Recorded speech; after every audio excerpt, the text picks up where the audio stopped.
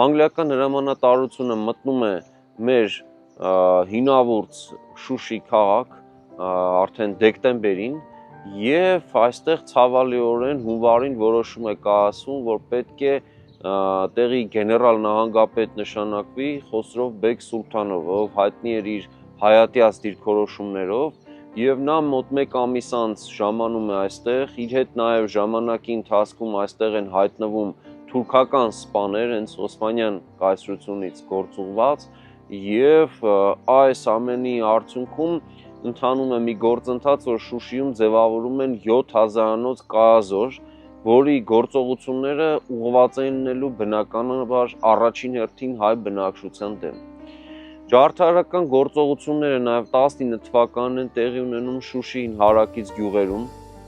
իսկ 20 թվականի մարտին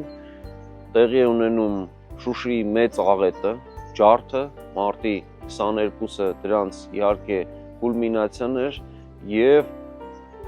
այս ջարդերի արդյունքում 22-23 մինչև նույնիսկ 24 գյուղերում տեսնում ենք, որ բերում է նրան, որ մինչև 30,000 հայ ոչնչացվեն։ Նախագծի գլխավոր գործընկերն է Կոնվերս բանկը, ֆինանսական աշխարհի ձեր հուսալի գործընկերը։